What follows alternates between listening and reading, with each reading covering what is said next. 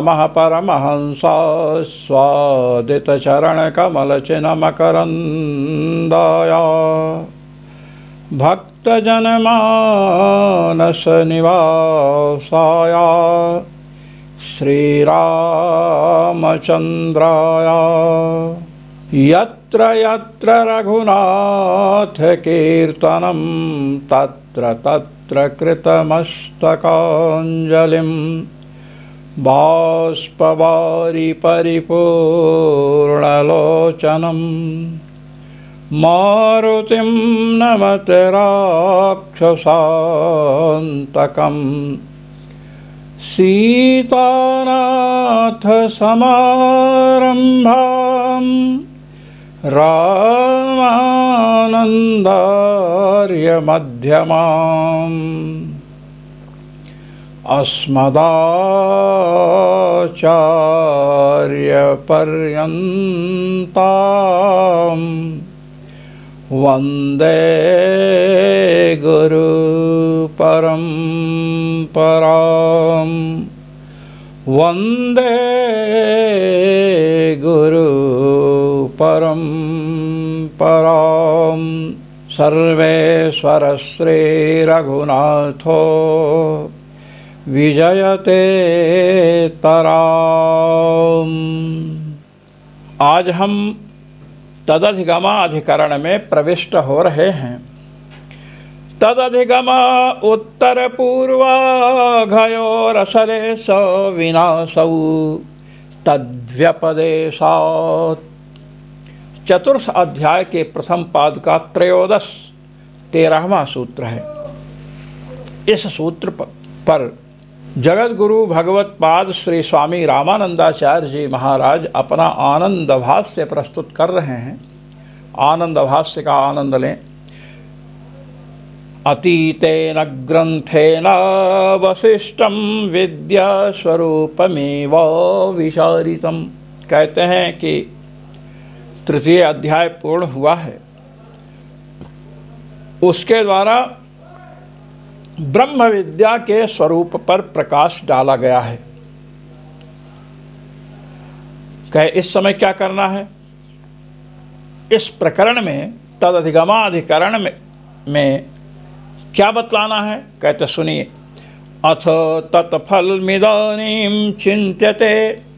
इस समय ब्रह्म विद्या का जो फल है उसके विषय में विचार किया जा रहा है कि ब्रह्म विद्या का फल भगवत साक्षात्कार है। ये तो पहले बतला चुके हैं, कहे कुछ और नया विचार करेंगे। तत्र ब्रह्मविदो विद्या फलतो विरुद्ध फलस्याघस्य क्षयो भवति न वा इति संदेहः। कहते हैं जो ब्रह्मविद है, ब्रह्मोपासक है, उसकी ब्रह्म विद्या से विरुद्ध जो फल है, ब्रह्म विद्या का विरोधी जो फल है, क्या? पाप। पाप पाप कर्मों का फल है। ब्रह्मोपासक जो लोग हैं, जो भगवान की सतत स्मृति कर रहे हैं, तैल धारावद अविच्छिन्न स्मृति जिनको करनी है, इन लोगों का जो ब्रह्म विद्या का फल भगवत साक्षात्कार है, उसका विरोधी फल क्या है? पाप। जब तक पाप है, पहले समझ लीजिए विरोध किसे कहते हैं। सहानवस्थानम विरोधः। सहानवस्थानम विरोधः, एक साथ ना रहना ही विरोध है। ब्रह्म विद्या हो और पाप रह जाएं, यह संभव नहीं। नेवला हो और सांप भी रहें, यह संभव नहीं। जहाँ नेवला होगा वहाँ सांप नहीं रहेंगे, जहाँ सांप होंगे वहाँ नेवला नहीं है, ये सब कोई समझ सकता है। सहान अवस्थानम विरोधः, एक साथ अवस्थान मने रहना ना हो तब विरोध प्रकट होता है। जो विरोधी लोग होते कहते वो जाएंगे तो हम वहाँ नहीं जाएंगे, लीजिए यही विरोध है। तो ब्रह्म विद्या जहाँ पर है वहाँ पर पाप कर्मों का फल जो पाप है वह नहीं रह सकता है। वही बता रहे हैं कि ब्रह्म विद्या के फल से विपरीत जो फल है, पापात्मक जो फल है,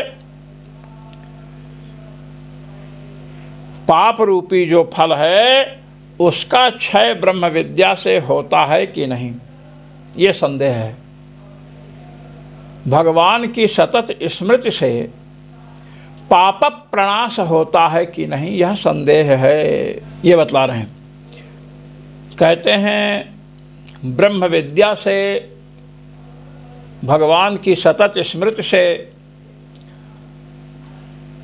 जो इसका विरोधी पाप है, जब तक पाप है तब तक ब्रह्म विद्या की उत्पत्ति होना संभव नहीं। ज्ञानमुत्पद्यते पुंसां क्षयात् पापस्य कर्मणः। ज्ञानम उत्पद्यते पुंसां, प्राणी को दिव्य ज्ञान तभी उत्पन्न हो सकता है जब उसके पाप कर्मों का क्षय हो, विनाश हो। तो जब तक पाप कर्म हैं तब तक चाहें कि भगवान की तैलधारावद अविच्छिन्न स्मृति हो, संभव नहीं है। तो ब्रह्म विद्या के विरोधी, ब्रह्म विद्या के, भगवद उपासना के, भगवान की सतत स्मृति के विरोधी जो पाप हैं, उन पापों का विनाश ब्रह्म विद्या अर्थात भगवान की सतत स्मृति से होता है या नहीं, ये संदेह है। कहते हैं न भवति, ये पूर्व पक्ष है, इतना ध्यान रखना चाहिए। पूर्व पक्षी कह रहा है कि न भवति, नहीं होता है। भगवान की सतत स्मृति से पापों का विनाश नहीं होता है। कह क्यों? कह लीजिए। न भुक्तं क्षीयते कर्म कल्पकोटिशतैरपि, यह शास्त्र का वाक्य है, ब्रह्मवैवर्त पुराण का है। न भुक्तं क्षीयते कर्म, कर्म न क्षीयते, कर्म नष्ट नहीं होता है। अभुक्तम, जब तक उसके फल का भोग न कर लिया जाए तब तक कर्म नष्ट नहीं होता है। कल्प कोटि शतैरपि, चाहे करोड़ों कल्प क्यों ना बीत जाएं, कर्म का फल जब तक नहीं भोगा जाएगा तब तक कर्म नष्ट नहीं होता है। ये वाक्य है, शास्त्र वाक्य। तो बिना भोग किए तो कर्मों का क्षय होगा नहीं। इस वाक्य से ना भुक्तम क्षीयते कर्म, पाप कर्म या पुण्य कर्म बिना भोग किए क्षय नहीं होते हैं, नष्ट नहीं होते हैं। तो ब्रह्म विद्या के विरोधी हैं पाप। तो महाराज भगवान की सतत स्मृति करने पर भी पापों का क्षय नहीं होना चाहिए, क्योंकि शास्त्र वचन है ना भुक्तम क्षीयते कर्म कल्प कोटि शतैरपि, करोड़ों कल्प बीत जाएं, जब तक पाप कर्मों का फल भोगा नहीं जाएगा तब तक वे पाप नष्ट नहीं होंगे। ऐसा पूर्व पक्षी ने कहा कि ब्रह्म विद्या से, भगवान की स्मृति से दुरित का क्षय नहीं होता है, पाप का प्रणाश नहीं होता है। इति प्रोक्ते विधीयते। इस प्रकार जब पूर्व पक्ष प्राप्त हुआ, अब उत्तर कर रहे हैं। अच्छा, एक बात और है, पूर्व पक्षी क्या कहना चाहता है? पूर्व पक्षी कहना चाहता है कि महाराज ब्रह्म विद्या का अनुष्ठान कोई साधक कर रहा है, तो ब्रह्म विद्या का अनुष्ठान किस लिए है? भगवत साक्षात्कार के लिए है, आत्मस्वरूप के साक्षात्कार के लिए है। ब्रह्म विद्या का प्रयोजन वही है। पाप प्रणाश तो ब्रह्म विद्या का प्रयोजन नहीं है। पाप के नाश के लिए ब्रह्म विद्या का अनुष्ठान नहीं कर रहे हैं तो ब्रह्म विद्या से पाप प्रणाश, पाप का विध्वंस कैसे होगा? कोई भी कर्म करते हैं उसका एक संकल्प होता है, संकल्प बहुत आवश्यक है। जो संकल्प लेकर के कर्म नहीं करते हैं, संकल्प की अवहेलना करते हैं, उनके फल में प्रतिबंधक उपस्थित हो जाता है। हम लोग काशी में पढ़ते थे तो धर्म संघ में दुर्गा कुंड के समीप जो धर्म संघ है वहाँ पर श्री मार्कंडेय ब्रह्मचारी जी महाराज निवास करते थे। मैं उस समय भगवान नाम कौंदी पर रिसर्च कर रहा था तो उनके पास पौराण वाक्यों के अन्वेषण के लिए जाता था कि ये वाक्य किस पुराण के हैं। तो उन्होंने एक घटना सुनाई संकल्प को लेकर के। कोई एक श्रद्धालु था जिसको उन्होंने मंत्र जप बताया था पुत्र प्राप्ति के लिए, काशी की बात मैं बता रहा हूँ। उस व्यक्ति ने 1 साल तक मंत्र जप किया किंतु उसे पुत्र की प्राप्ति की संभावना दिखी ही नहीं, पुत्र प्राप्त नहीं हुआ। श्री ब्रह्मचारी जी महाराज से कहा कि महाराज मैंने जप किया किंतु पुत्र प्राप्त नहीं हुआ। तो उन्होंने कहा ऐसा संभव ही नहीं, जो उपासना हमने बतलाई है उसको करने के बाद पुत्र रत्न की प्राप्ति ना हो यह असंभव है। उसने कहा नहीं महाराज, मैंने तो उपासना की है किंतु पुत्र प्राप्ति नहीं हुई। तो श्री ब्रह्मचारी जी ने कहा कि अच्छा ये बतलाइए कि आपने उपासना की है तो क्या आपने पुत्र प्राप्त्यर्थम इदम कर्म अहम करिष्ये इस प्रकार संकल्प लिया था कि पुत्र प्राप्ति के लिए मैं यह कर्म कर रहा हूँ? उसने कहा कि नहीं, ऐसा तो संकल्प तो मैंने नहीं लिया, कहे बस गया काम, बिगड़ गया काम। किसी भी कर्म को करें तो हमें संकल्प लेना चाहिए। अच्छा, संकल्प नहीं लेते हैं, जैसे आप भगवान का भजन कर रहे हैं, भगवान की प्राप्ति का संकल्प नहीं है तो आपके भजन के समय जो जो मन में इधर उधर की बातें उठेगी उन्हीं में जाकर के भजन की शक्ति लगेगी। तो भजन की शक्ति को नियंत्रित करने के लिए, मंत्र की शक्ति को नियंत्रित करने के लिए संकल्प लिया जाता है कि एतत् कार्य सिद्ध्यर्थम अहम जपादिकम करिष्ये, इस कार्य के सिद्धि के लिए मैं जप आदि कर रहा हूँ। जब संकल्प ले लेंगे तो मन इधर उधर जाएगा भी, तो उस संकल्प से बंधे होने के कारण मंत्र की शक्ति इधर उधर व्यय नहीं होगी, संचित रहेगी और उस लक्ष्य को प्राप्त कराएगी। पूर्व पक्षी का कथन है कि ब्रह्म विद्या का अनुष्ठान भगवत साक्षात्कार के लिए होता है, आत्मस्वरूप के साक्षात्कार के लिए होता है, कोई पाप प्रणाश के लिए तो होता नहीं, पाप विध्वंस के लिए होता नहीं, अघक्षय के लिए होता नहीं। तो इससे दुरित का विनाश कैसे होगा, पाप का विनाश कैसे होगा, ये बात बताइए। एते प्राप्ते विधीयते, इस प्रकार जब पूर्व पक्ष प्राप्त हुआ, प्रस्तुत हुआ, तो भगवान कृष्णद्वैपायन अब सिद्धांत बता रहे हैं कि शास्त्रों का निचोड़ क्या है, सार क्या है। तदधिगम उत्तर पूर्वाघयोरसले सविनाशौ तद्व्यपदेशात्, 4th अध्याय के प्रथम पाद का 13वां सूत्र है। तदधिगमे, ब्रह्म विद्या का जब अधिगम होता है, भगवान की सतत स्मृति जब प्राप्त हो जाती है, तो उत्तर पूर्वाघयो अश्लेष विनाशौ, उत्तर के जो अघ हैं, पाप हैं, उनका तो अश्लेष होता है, उससे ब्रह्म विद्या की प्राप्ति हुई। भगवान की सतत स्मृति जब हो गई तो उसके बाद होने वाले पापों से साधक लिप्त नहीं होता है। नरो न लिप्यते पापैर् भुक्तिम मुक्तिम च विन्दति। श्री राम रक्षा स्तोत्र के महात्म्य में बताया गया, रामेति रामभद्रेति रामचंद्रेति वा स्मरन् नरो न लिप्यते पापैर्भुक्तिम मुक्तिम च विन्दति।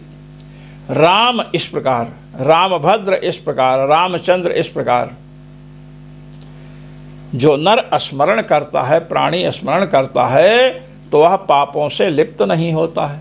लीजिए, भगवत भजन रूपी ब्रह्म विद्या से नाम जप कर रहे हैं, भगवान का स्मरण कर रहे हैं, तो उसके बाद होने वाले पापों से लिप्त नहीं होंगे। तैलधारावद अविच्छिन्न स्मृति परिपक्वावस्था में जब हो जाएगी, उस समय बाद में होने वाले पापों से लिप्त नहीं होगा, और पूर्व में जो पाप हुए हैं उनका विनाश हो जाता है। भगवान नाम में अद्भुत सामर्थ्य है। एक बार नाम संकीर्तन हुआ तो समस्त पापों का विध्वंस हो गया। कहते हैं जब एक बार नाम लेने से ही संपूर्ण पाप नष्ट हो गए तो बार बार नाम जपने की क्या आवश्यकता। कहते हैं एक बार पाप नष्ट हो, एक बार भगवान नाम का संकीर्तन जप करने से समस्त पाप नष्ट होते हैं, किंतु उनकी वासना बनी रहती है। वासना के विध्वंस के लिए नाम की आवृत्ति आवश्यक है, बार बार नाम जप करना आवश्यक है। जब नाम जप करेंगे तो भगवान नाम के संस्कार पड़ेंगे और विषय वासना पाप के जो संस्कार हैं वे सब नष्ट होंगे। इसलिए बार बार नाम जप की आवश्यकता है। इसी प्रकार बार बार परमात्मा चिंतन की आवश्यकता है। पाप नष्ट हो गए किंतु उनकी वासना हृदय में बैठी हुई है, उस वासना का विनाश करने के लिए सतत भगवान की स्मृति आवश्यक है, ये बतला रहे हैं। कहते हैं ब्रह्म विद्या का जब अधिगम हुआ अर्थात प्राप्ति हो गई तो बाद के जो पाप होने वाले हैं उनसे लिप्त नहीं होगा साधक। पूर्वाघयो विनाशः, और पूर्वाघस्य विनाशः, पूर्व में जो पाप संपादित किया है, पाप कर्मों का अनुष्ठान किया है, उन पाप कर्मों का विनाश हो जाता है। इति ब्रह्म विद्या प्राप्तौ, तदधिगमे का अर्थ कर रहे हैं। तदधिगमे माने ब्रह्म विद्या प्राप्तौ तद्बलात् उत्तर पूर्वाघयोः अश्लेष विनाशौ संभवतः एव। कहते हैं ब्रह्म विद्या की प्राप्ति होने पर भगवान की सतत स्मृति जब प्राप्त हो जाती है, तैलधारावद अविच्छिन्न स्मरण जब परमात्मा का होने लगता है तो पूर्व के जो पाप हैं वे नष्ट हो जाते हैं और बाद में प्रमादवशात जो पाप होते हैं उनसे साधक लिप्त नहीं होता है। कुतः, कहे क्यों, कहे तद्व्यपदेशात्, ऐसा कथन किया गया है भगवान वेद के द्वारा। व्यपदिशन्त्येवं एव श्रुतयः, कहे इसी बात को, इसी रहस्य को भगवती श्रुति, भगवती उपनिषद मुक्त कंठ से बतला रही हैं। क्या? यथा पुष्कर पलाश आपो न श्लिष्यन्त एवमेवं विधि पापम कर्म न श्लिष्यते। छांदोग्य उपनिषद के चतुर्थ अध्याय के चतुर्दश खंड का 14वें खंड का तीसरा वाक्य है।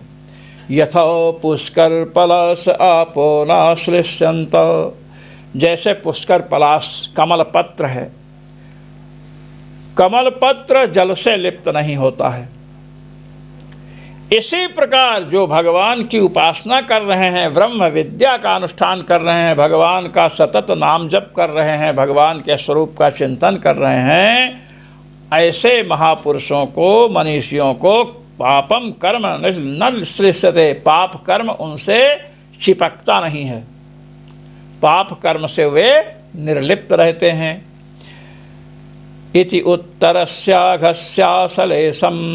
ये भगवती श्रुति कह रही हैं, भगवती छांदोग्य उपनिषद कह रही हैं कि जो भगवान की सतत स्मृति करता है, ब्रह्म विद्या की उपासना करता है, वह व्यक्ति पापों से लिप्त नहीं होता है।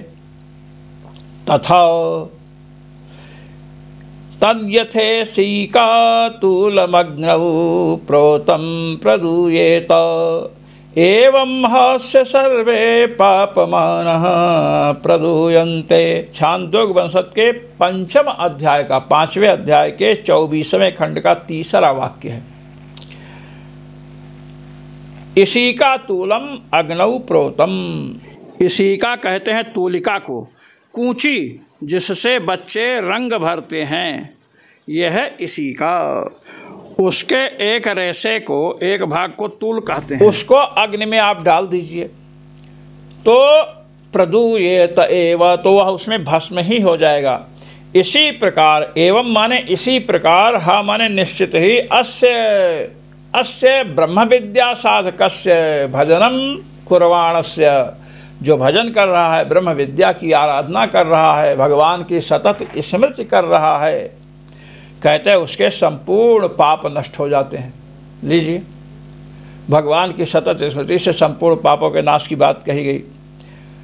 और भी क्षीयन्ते चास्य कर्माणि तस्मिन् दृष्टे परावरे।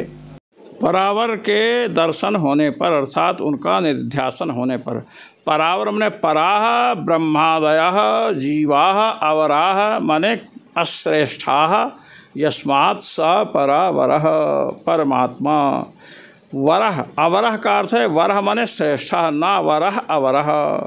पराः ब्रह्मादयः अवराः माने अश्रेष्ठाः, यस्मात् सः परमात्मा परावरः।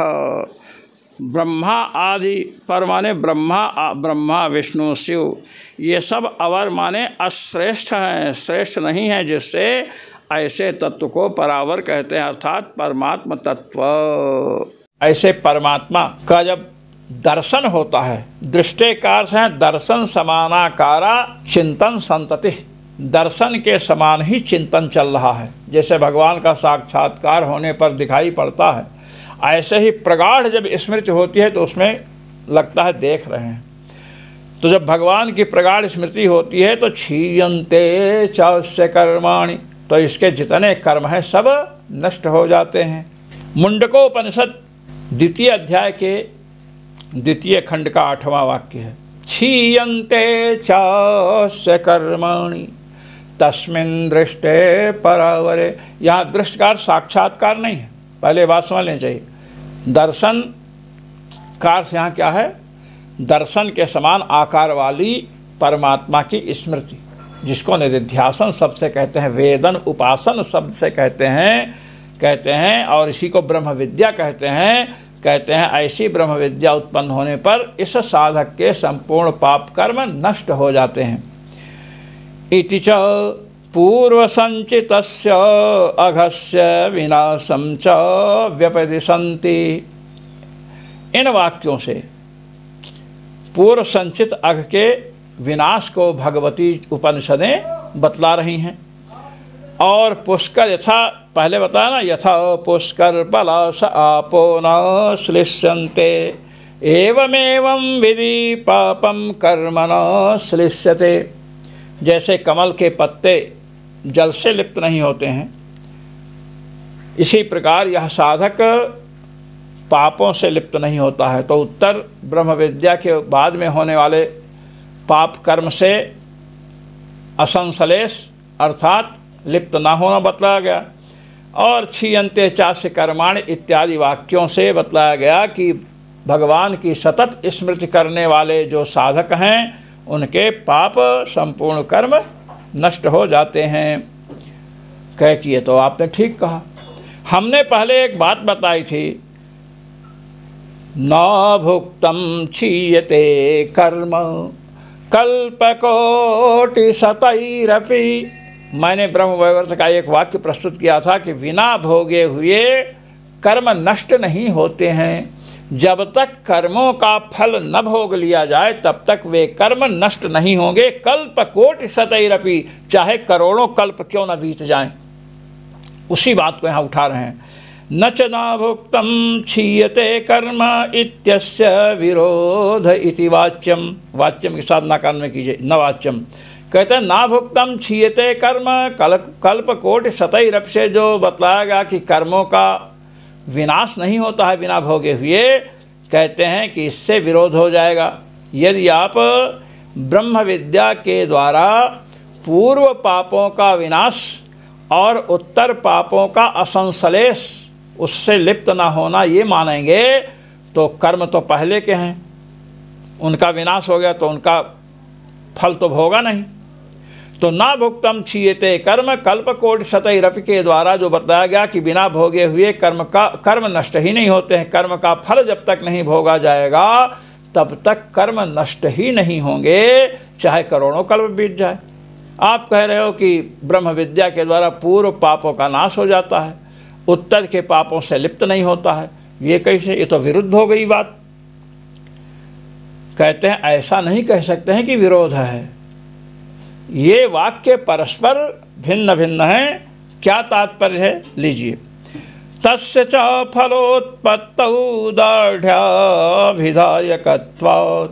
कहे ना भुक्तम क्षीयते कर्म कल्पकोटि शतैरपि, ये जो वाक्य है इस वाक्य के द्वारा बताया जा रहा है कि कर्म अपने फल को देता ही है। फल की उत्पत्ति में दृढ़ता का अभिधायक वह वचन है। अच्छा, कई लोग बताते हैं ना भुक्तम क्षीयते कर्म कल्पकोट शतैर, बिना भोगे कर्म नष्ट नहीं होता है। ये प्रारब्ध विषयक है। प्रारब्ध जो कर्म हैं, जिन पुण्य और पापों को भोगने के लिए मानव शरीर पशु शरीर मिला है, उन कर्मों का ब्रह्म विद्या से विनाश नहीं होता है। कुछ लोग ऐसा कहते हैं प्रारब्ध कर्म नष्ट नहीं होता बिना भोगे हुए, ये भी बतलाते हैं।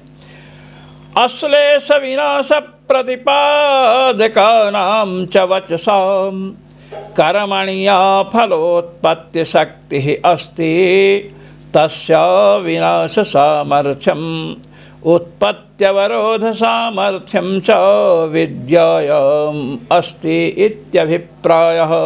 कहते हैं यह जो उपनिषद के वचन प्रस्तुत किए गए थे और उनके द्वारा बताया गया था कि जैसे पुष्कमल पत्र जैसे जल से लिप्त नहीं होता है, वैसे साधक पापों से लिप्त नहीं होता है, उपासना करने वाला। और ये बताया गया कि एवं हास सर्वे पापमानः प्रदूयन्ते, जैसे रुई का कोई टुकड़ा छोड़ दिया जाए आग में, वस्त्र का कोई टुकड़ा छोड़ दिया जाए प्रज्वलित अग्नि में तो वह भस्मसात हो जाता है।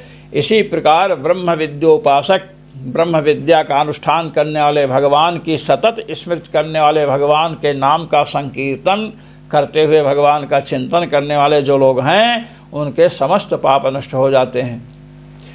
कहते हैं ये तो बताया आपने। कहे कि हाँ सुनिए, ना भुक्तम क्षीयते कर्म कल्पकोटि शतैरपि, इसमें और इन वाक्यों में विषय का भेद है। जिन औपनिषद वचनों के द्वारा कर्मों से साधक लिप्त नहीं होता है और पूर्व के कर्म साधक के जो भी हैं वे विनष्ट हो जाते हैं, जो बात बताई गई वही बता रहे हैं। कर्मणि च या फलोत्पत्ति शक्ति अस्ति, कर्म में फल के उत्पन्न करने की शक्ति होती है। पाप कर्म है, किसी का गला रेत रहे हैं, बकरा बकरी को हलाल कर रहे हैं, तो पाप कर्म जो हैं इनमें फल को उत्पन्न करने की शक्ति है। दुख रूपी फल को, शोक रूपी फल को उत्पन्न करने की शक्ति है। तस्या विनाश सामर्थ्यम, उसको विनष्ट करने की सामर्थ्य भगवत भजन में है, ब्रह्म विद्या में है, भगवान की सतत स्मृति में है। जो दुरित कर्म हैं,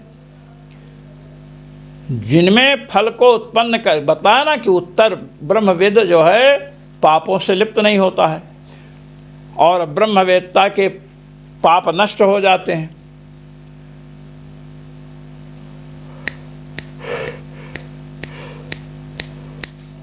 श्री राम। तो ब्रह्मवेदता के पाप नष्ट हो जाते हैं ब्रह्मोपासक के। तो जो कर्म थे पहले के, पाप कर्म थे, जिनमें दुष्ट फल को, विकृत फल को, अशुभ फल को देने की शक्ति थी, उस शक्ति के विनाश की सामर्थ्य किसमें है? ब्रह्म विद्या में है। ये बताई जा रही बात उपनिषदों के द्वारा। उत्पत्त्यवरोध सामर्थ्यम च विद्यायाम् अस्ति इत्यभिप्रायः। और जो ब्रह्मवेत्ता के, ब्रह्मोपासक के उत्तर के पाप हैं, बाद के, ब्रह्म विद्या उत्पन्न हुई उसके बाद कोई प्रमाद से पाप हुआ तो उसको फल उत्पन्न नहीं करने देगी ब्रह्म विद्या, वो ऐसे कैसे रह जाएंगे, ये बतलाया गया है। ना भुक्तम क्षीयते कर्म कल्पकोटि शतैरपि, इसके द्वारा यह बताया गया कि कर्म अपने फल को देता ही देता है, उसमें दृढ़ता का कथन किया गया। और यहाँ पर बताया जा रहा है कि फल में, कर्मों में जो अशुभ फल देने की क्षमता है वह ब्रह्म विद्या के द्वारा विनष्ट कर दी जाती है। और जो ब्रह्मोपासक के ब्रह्म विद्या के उत्पत्ति के बाद होने वाले प्रमादवशात कुछ कर्म हैं, निंदनीय कर्म हैं, उनमें जो अशुभ फल देने की क्षमता होती है, अशुभ फल को उत्पन्न करने की क्षमता होती है, उस उत्पत्ति के अवरोध की सामर्थ्य ब्रह्म विद्या में है, ये बताया जा रहा है। एवं च उभयोरभिन्न विषयत्व न विरोध, इस प्रकार दोनों भिन्न विषयक हो गए। कई भाष्यकारों ने कहा है कि ना भुक्तम क्षीयते कर्म कल्पकोटि शतैरपि, बिना भोगे कर्म का विनाश नहीं होता। अगर ऐसा कहोगे तो महाराज धर्मेण पापम अपनुदति, धर्म के द्वारा पाप का विनाश करता है। ये वचन श्रौत वचन है, धर्म के द्वारा पाप का विनाश करता है। श्रीमद् भागवत महापुराण में आया है, सर्वे साम्यप्यघवतामिदमेव सुनिष्कृतं नामव्याहरणं विष्णोर्यतस्तद्विषयमतिः। जितने पापी हैं, छोटे पापी हों चाहे बड़े पापी हों, छोटे पाप किए हों चाहे बड़े पाप किए हों, संपूर्ण पापों का प्रायश्चित क्या है? नाम व्याहरणम विष्णु, भगवान के नाम का संकीर्तन करना, भगवान के नाम का जप करना। पापों का विनाश तो होगा ही, यतस्तद विषयामति ही, जब कोई भगवान के नाम का जप आरंभ करता है तो यतः तद विषयामति ही, नाम जापक विषयामतिर भगवतो भवति, भगवान की नाम जापक के विषय में एक निश्चय होता है। जब नाम जप करना आरंभ किए, नाम संकीर्तन में, नाम जप में, भगवत भजन में लगे तो भगवान के मन में संकल्प का समुदय होता है। क्या? आयम मम मया सर्वथा रक्षणीय, ये मेरा हो चुका है, मुझे इसकी सर्वथा सर्वदा रक्षा करनी चाहिए, ये संकल्प होता है। ये भाव अजामिलोपाख्यान में भागवत के सुप्रसिद्ध प्रामाणिक टीकाकार श्री श्रीधर स्वामी जी ने किया है। आइए तो बता रहे हैं कि प्रायश्चित धर्मेण पापम अपनुदति, धर्म के द्वारा पाप का विनाश करता है। पाप कर्म जब हो चुके हैं तो उसके द्वारा प्रायश्चित्तों का निर्देश हुआ है श्रुतियों में और स्मृतियों में। यदि बिना भोगे पाप कर्मों का विनाश ही नहीं होता, भोगना ही पड़ता, तो पाप कर्मों के विनाश के लिए प्रायश्चित्तों का निरूपण, प्रायश्चित्तों का आदेश भगवती श्रुति और स्मृति ने क्यों दिया? प्रायश्चित्त कर्म से पाप कर्मों का विनाश होता है। इसलिए नाभुक्तम क्षीयते कर्म कल्पकोटि शतैरपि का यही तात्पर्य है कि यदि प्रायश्चित्त इत्यादि ना किया जाए, भगवत स्मरण न किया जाए, भगवत उपासना न की जाए, नाम जप नाम संकीर्तन न किया जाए, गो विप्र आदि का सेवन न किया जाए, उनकी सेवा न की जाए, महापुरुषों के चरणों में बैठकर सत्संग न किया जाए, तो पापों का फल भोगना ही पड़ेगा, चाहे करोड़ों कल्प क्यों न बीत जाएं। ये जो संत सेवा करते हैं, गो सेवा करते हैं, समाज सेवा में निष्काम भाव से लगे हैं, उनके पापों का प्रक्षय विनाश तो होगा ही, ये बतला रहे हैं। इसलिए भिन्न विषय है।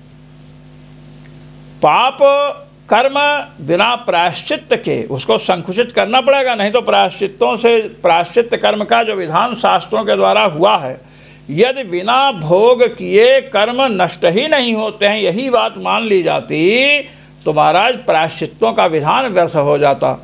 वेदों में आया न हिंस्यात् सर्वभूतानि, किसी प्राणी की हिंसा न करे। अब आ गया अग्निशोमियम पशुमालभेत, पशु का आलम्बन। अब वहाँ पर कहा गया कि जो निषेध है, विहित व्यतिरिक्त स्थल में निषेध की प्रवृत्ति होती है।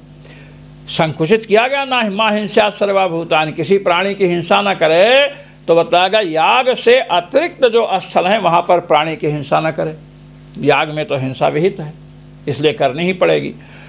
इसी प्रकार यहाँ भी धर्मेण पापम अपनुदति, धर्म से पाप का विनाश करता है। अनेक प्रायश्चित श्रुति में स्मृति में विहित हैं। इसलिए जो व्यक्ति उन प्रायश्चित्तों को नहीं करता है, भगवत भजन नहीं करता है, गो सेवा साधु सेवा नहीं करता है, सदगुरु के चरणों में बैठ करके सत्संग नहीं करता है, उसको तो बिना भोगे कर्म का विनाश नहीं होगा। उसके लिए है ये वचन, बिना भोगे कर्म का विनाश नहीं होगा। दूसरी बात मैंने बताया कि प्रारब्ध कर्म जो है वो बिना भोगे नष्ट नहीं होते हैं। श्री लक्ष्मीधर जी महाराज ने कहा भगवन नाम कौंधी में कि भगवन नाम यदि संकल्प लेकर के जब किया जाए तो प्रारब्ध का भी विनाश कर सकता है। संकल्प लेकर करिए, मदीयाः प्रारब्धाः अपि विनश्येयुः, मेरे प्रारब्ध भी विनष्ट हो जाएं।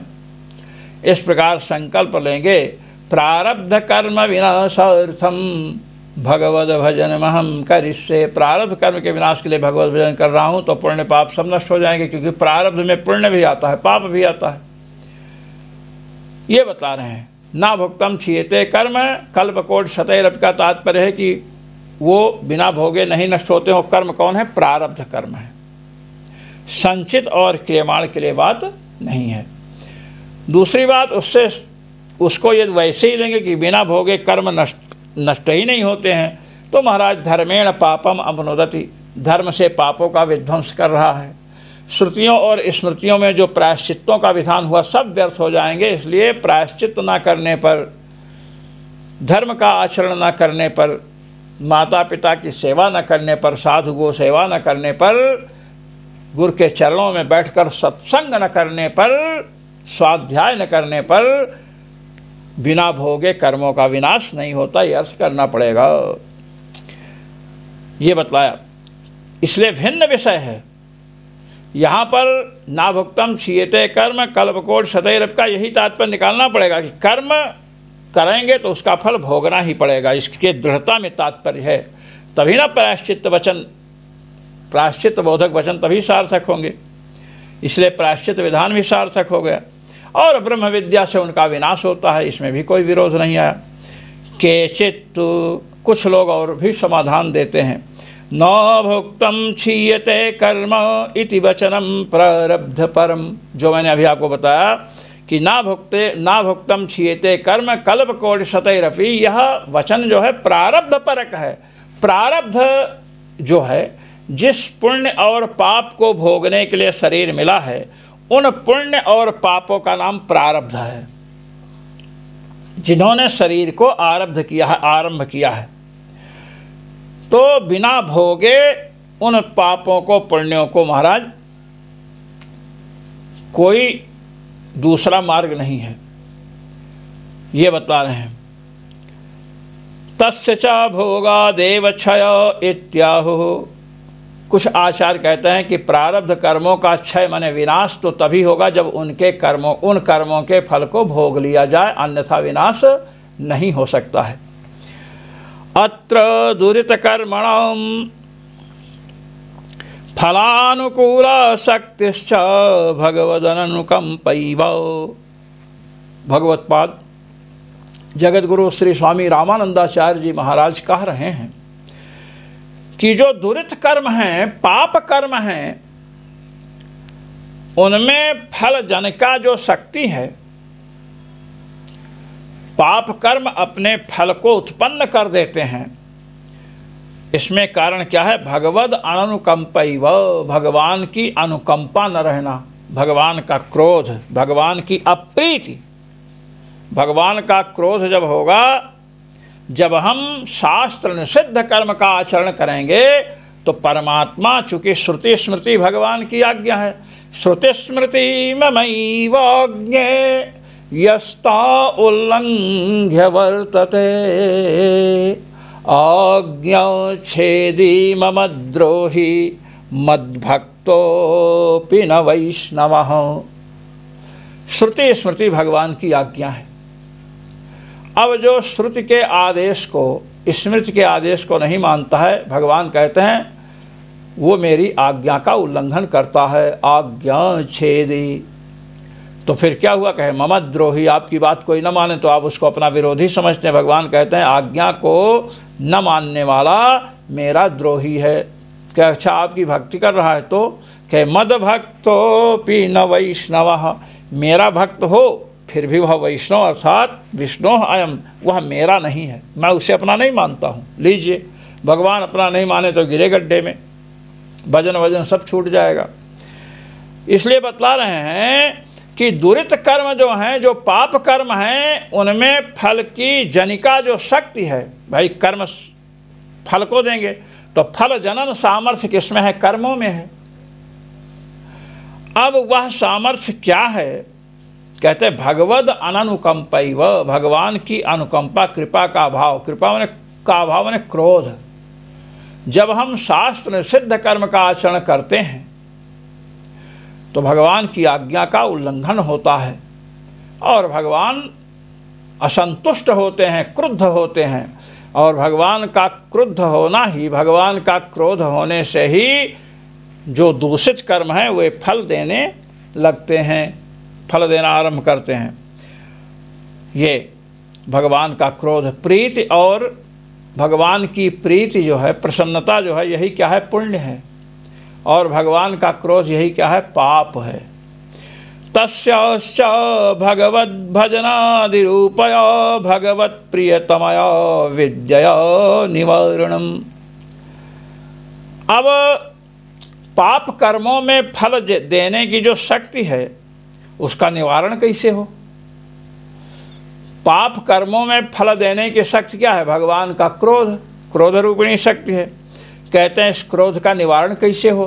कहते हैं तस्याश्च भगवद भजनादि रूपया, भगवद भजनादि रूप ब्रह्म विद्या ही उसका निवारण है, निवारिका है। पाप कर्म हो गए, प्रायश्चित समझ करके प्रायश्चित कर लीजिए, पश्चाताप कीजिए, पश्चाताप कि ये बहुत गलती हो गई, अब हम इस कर्म को नहीं करेंगे, और भगवान की उपासना आरंभ कर दीजिए। अश्रुपात हो, रोमांच हो, हृदय गदगद हो, हृदय द्रवीभूत हो, वाणी गदगद हो, तो कहते हैं भगवत प्रियतमया विद्या, यही ब्रह्म विद्या है।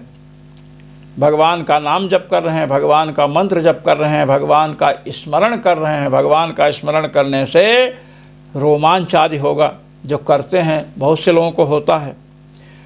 ये भगवान को अत्यंत प्रिय है। वाग गदगदा द्रवते यस्य चित्तम, ये ऐसे लोग भगवान को प्रिय होते हैं। ऐसी विद्या कहते हैं भगवत प्रियतमया विद्या भगवत भजनादि रूपया, भगवत भजनादि रूप जो ब्रह्म विद्या है उसके द्वारा तस्याह निवारणम, भगवान के क्रोध का निवारण होता है। शास्त्र निषिद्ध कर्मों का आचरण जो किए हैं, भगवान क्रुद्ध हुए हैं, भगवान का क्रोध ही उन कर्मों के द्वारा फल को उत्पन्न कराता है। ये पहले चर्चा आ चुकी है। कर्म तो जड़ होते हैं, वो फल दे नहीं सकते हैं।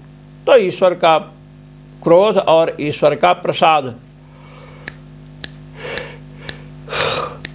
श्री राम, प्रसन्नता, यही फल प्रदान करती है। ईश्वर फल देते हैं। उत्पत्तेः अवरोधश्च, और भगवान का भजन कर रहे हैं, भगवान की सतत स्मृति हो रही है, तो बाद में जो पाप होंगे उनसे साधक लिप्त नहीं होगा। ये बतलाया। इत्यन्यत्र विस्तरः, कहते हैं ये हमने अन्य स्थलों पर विस्तार से बतलाया है। इस प्रकार यह निश्चय हुआ कि भगवान का भजन करेंगे, नाम जप कर रहे हैं, नाम संकीर्तन कर रहे हैं, और भगवान के स्वरूप का चिंतन कर रहे हैं, मंत्र जप कर रहे हैं, तो मंत्रार्थ चिंतन करना चाहिए। भगवान पतंजल ने कहा तज्जपस्तदर्थ भावनम, मंत्र का जप करो, नाम का जप करो, प्रणव का जप करो, और उसके अर्थ का भावन माने चिंतन करिए, तो अंतःकरण शीघ्रातिशीघ्र विशुद्ध होगा, और विशुद्ध अंतःकरण में भगवान प्रकाशित होते हैं। तो भगवान जब भजन करेंगे तो प्रसन्न होंगे, तो जो पाप कर्म हुए हैं, दुरित कर्म हुए हैं, वे अपना फल नहीं दे पाएंगे, और जो पूर्व के पाप कर्म हैं वे नष्ट हो जाएंगे। उत्तर के पाप कर्म, भगवद उपासना के बाद जो पाप कर्म होंगे उनका संश्लेष नहीं होगा, उनसे साधक लिप्त नहीं होगा। ये प्रमाद परक है। प्रमाद के द्वारा, प्रमाद वशात जो कर्म हो चुके हैं, उन कर्मों से साधक लिप्त नहीं होगा। जब पाप कर्म होते हैं, पाप कर्म होने से क्या होता है? वैदिक कर्म की अयोग्यता आती है। पाप कर्म होंगे तो वैदिक कर्मों की योग्यता नहीं है, और पाप कर्म किए तो उसकी वासना बनती है, अंतःकरण में संस्कार पड़ता है और पाप लगता है। जो शास्त्र निषिद्ध कर्म हैं उनको करने से क्या होता है? वैदिक कर्मों की योग्यता समाप्त हो जाती है। और जैसे परदारागमन कोई किया तो परदारागमन करने से वैदिक कर्म की योग्यता समाप्त हो गई। परदारागमन का संस्कार बन गया हृदय में, पुनः परदारागमन में प्रवृत्ति हो गई, फिर उससे संस्कार बनेगा, दृढ़तर संस्कार होता जाएगा। और परदारागमन इत्यादि पापों से पाप भी उत्पन्न होगा, पाप कर्म से पाप। तो वैदिक कर्म की योग्यता का अभाव, सजातीय संस्कार की उत्पत्ति और पाप, ये तीन होते हैं। जब भगवान की उपासना तैलधारावद अविच्छिन्न स्मृति होने लगती है तो महाराज वैदिक कर्म की योग्यता भी आ जाती है। जो पाप कर्म हुए हैं उनके सजातीय कर्मों में जो रुचि हो रही, उस रुचि से भी मन हट जाता है, रुचि भी समाप्त हो जाती है, और जो पाप हुआ है वे पाप भी नष्ट हो जाते हैं। अब ये सब जो बातें कहेंगे, प्रमादवशात ये कर्म होता है तो उससे लिप्त नहीं होता। अब जान करके कोई कर्म करना शुरू कर दे, पाप कर्म कि ब्रह्म विद्या के बल से नष्ट कर देंगे, ये बात नहीं। न विरतो दुश्चरिता, पहले बात आ चुकी है। दुश्चरित से, दूषित आचरण से जो विरत नहीं है, पृथक नहीं है, उसमें ब्रह्म विद्या टिक नहीं सकती है, ब्रह्म विद्या की उत्पत्ति नहीं हो सकती है। ब्रह्म विद्या की उत्पत्ति हो गई, ब्रह्म विद्या की उत्पत्ति हो गई, तैलधारावद अविच्छिन्न स्मृति होने लगी, और अब रागत द्वेष के वशीभूत होकर के पाप कर्म करने लगे या पुण्य कर्म करने लगे। तो महाराज पाप कर्म जब करेंगे तो जान करके पाप कर्म करेंगे तो ब्रह्म विद्या उसको नष्ट नहीं करेगी, क्योंकि ना विरतो दुश्चरितात्, जो दुश्चरित से, दूषित आचरण से विरत नहीं है उसको ब्रह्म विद्या स्थिर नहीं रह सकती, ब्रह्म विद्या लुप्त हो जाएगी। इसलिए पाप कर्म से हमें बचना चाहिए। यहाँ जो बताया गया वैसे ये पक्ष कोई सर्वमान्य पक्ष नहीं है। हत्वा पिसा इमान लोकान, भगवान श्री कृष्ण ने, वसुदेव नंदन ने गीता में कहा कि हत्वा पिसा इमान लोकान, वो इस लोक को, संपूर्ण लोक को मार करके भी नहीं मार रहा है, उससे लिप्त नहीं हो रहा है। पापी पाप कर्मों से लिप्त कब होता है? जब अहंकार होता है कि मैं कर रहा हूँ, मैंने इनका वध किया, मैंने इनको झिलाया, इस प्रकार का अभिमान होगा तभी पाप कर्म से लिप्त होगा। जब उसे यह बोध हो चुका कि मैं शरीर नहीं हूँ, शरीर से भिन्न हूँ, तो कर्म करने वाला तो शरीर है, कर्तृत्व का अभिमान ही नहीं आएगा, और कर्तृत्व का अभिमान जब नहीं होगा तो भोक्तृत्व की प्रसक्ति नहीं होगी, भोक्ता कैसे होगा। किंतु ब्रह्मवेत्ता जब आत्मस्वरूप का साक्ष माने आत्मस्वरूप की सतत स्मृति हो रही है तो उसके निषिद्ध कर्मों में प्रवृत्ति ही नहीं होगी, रागमय कर्मों में भी प्रवृत्ति नहीं होगी। लोक संग्रह के लिए लोग भी अच्छे मार्ग पर लगे रहें, पुण्य कर्म करते रहें, पाप कर्म से विरत रहें, दूर रहें, इसके लिए वह कर्म कर सकता है, करते हैं महापुरुष। इसलिए जान करके नहीं करना चाहिए कर्म। भगवान नाम से पापों का प्रध्वंस होता है, विध्वंस होता है। तो कहे नाम जप से, जब नाम संकीर्तन से जब पाप नष्ट ही हो जाएंगे तो पाप करो खूब, क्योंकि नाम में इतनी शक्ति है कि पापी उतना पाप ही नहीं कर सकता है। नामनो अस्ति यावती शक्ति पाप निर्हरणे हरे, न तावत् पातकं कर्तुं शक्नोति पतकीजनः। कहते हैं भगवान नाम में पाप को नष्ट करने की जितनी क्षमता है, पापी उतने पाप कर ही नहीं सकता है। अब इस प्रकार आपको हमको ज्ञान हुआ, अब पाप करने लगे कि नाम से तो नष्ट ही हो जाएंगे। ये है नामापराध। गंगा जी में गए, आपके पैर में शरीर में मल मूत्र लगा है, कीचड़ लगा है, जाइए स्नान कीजिए, छूट जाएंगे, कोई संदेह नहीं। किंतु अब आप समझो कि गंगा जी पास में है ही, खूब मल मूत्र लगा करके शरीर में बार बार जाकर धो, तो इससे गंगा जी का अपमान होगा और अपमानजन्य पाप का फल आपको हमको भोगना पड़ेगा। इसलिए नामापराध से बचना चाहिए। नाम के बल पर, गंगा जी के बल पर निषिद्ध आचरण नहीं करना चाहिए। इस प्रकार सर्वेश्वर श्री रघुनाथ जी महाराज की कृपा से आज तदधिगमाधिकरण पूर्ण हुआ।